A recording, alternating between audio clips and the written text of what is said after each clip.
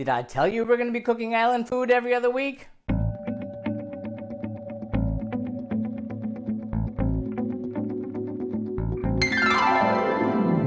And welcome back to Cliffieland. This is weekend country number 113 on our second attempt of cooking the food of every single country in the world. And tonight we're up to the nation of Micronesia, or technically the Federated States of Micronesia, so as not to be confused with the larger island chain that is Micronesia. That's actually located north of Melanesia and to the west of Polynesia, and contains 4 independent countries and 3 U.S. territories. But the Federated States of Micronesia, which is part of the larger island chain of Micronesia, is comprised of 4 states. That would be Chuuk, Yap, Pohnpei, and Koshai, and each of them have their own cultures and traditions. It's 607 islands spread out over 1 million square miles, and its traditional food will involve things such as breadfruit, taro, yam, fish, chicken, pork dishes, lots of coconut, banana, lots of local fresh fruits, and there are very specific recipes for all these different places. The more modern cuisine in Micronesia is influenced by the cuisine of the United States, Japan, as well as a whole lot of other Asian nations. Now, last time we wound up doing 3 dishes, so let's take a look and see how things went when we tried things then. Well, 4 years ago on the Global Cooking Challenge, I was really having a tough time trying to find a dish that was specifically of this particular country that I could find the ingredients for and that I could pull off in this here kitchen. I wound up doing 3 dishes, 2 of which seem to be traditional, and one of them I'm not quite so sure about. The first one is that not so sure about one, which was a coconut chicken curry. Now that one we're doing again tonight, more on that in a moment. But that one is really delicious, it had some great flavors, and it was really simple. Now, the second night I did a traditional Micronesian chicken, which is a grilled dish which involves a marinade of soy and beer and a whole lot of other stuff, which was really, really delicious. However, we're not going to be able to pull that one off here because we didn't have the time to marinate and we don't have a grill here. Now, the second dish we did the second night was what was supposed to be a sweet potato tops salad. Now, seeing as we couldn't find sweet potato tops then, spoiler alert, we weren't able to find it now either, we wound up using arugula, but that was really delicious, the dressing was really delicious, and I'm really looking forward to doing that one again.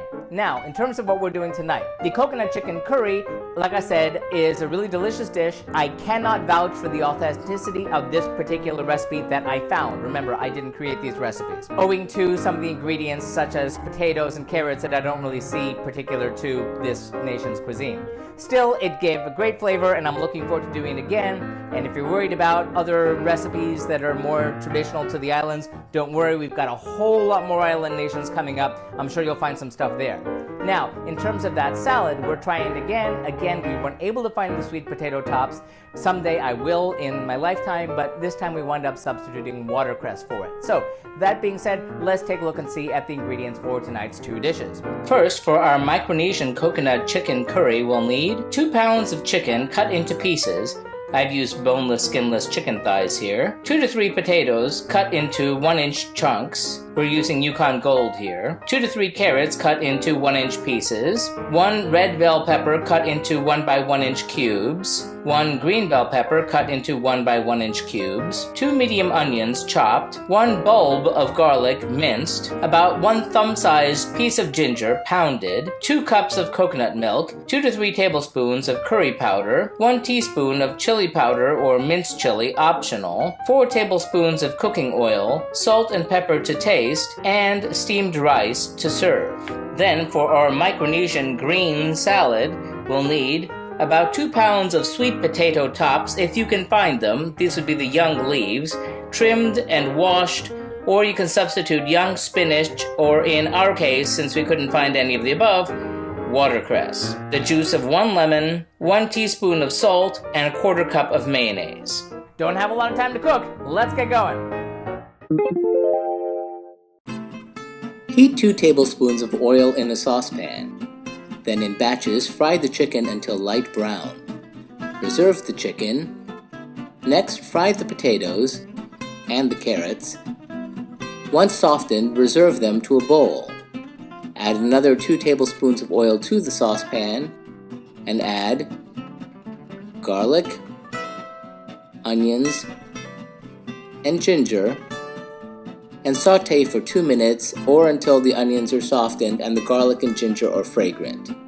Add the red bell peppers, and the green bell peppers and cook for 1 to 2 minutes more. Return the chicken to the pot and add the coconut milk, curry powder, and chili powder if using, and simmer for 10 minutes. Add in the potatoes and carrots and continue to simmer for another 5 minutes or until soft. Add salt and pepper to taste. Blanch the greens for 1 to 2 minutes in plenty of boiling water and drop into cold water to arrest the cooking process. Mix the mayonnaise with lemon juice and salt. Drain the greens, then mix in the dressing and chill for 20 to 30 minutes.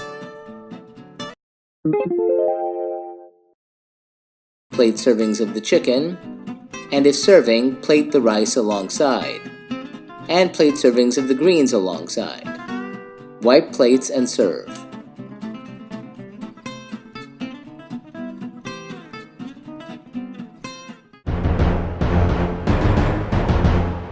How'd that all turn out? Well, it was really delicious. Super authentic or not, that coconut chicken curry was wonderful. It had a nice creamy flavor from the coconut, a nice hit of spice from the chilies, and it was just really easy to make, and I really liked it. It was nice. The potatoes and carrots gave it a little nice bit of, texture. So I'm gonna give the coconut chicken curry 4 out of 5 globes. It was really nice, though you really have to be sure to season it properly, because otherwise it doesn't have a whole lot of flavor. Now, in terms of that salad, again, didn't get the sweet potato tops, but the watercress gave it a really nice peppery flavor that went really nicely with the dressing, and when it got mixed in with the dressing from the coconut chicken curry, it was super delicious and went to a whole other level. Loved it so much, giving that one 5 out of 5 globes. Really simple, try it yourself. So that does it for the Federated States of Micronesia. We're going to take the next week off, but we'll be back in 2 weeks to be back in Europe to have the food of Moldova. See you then.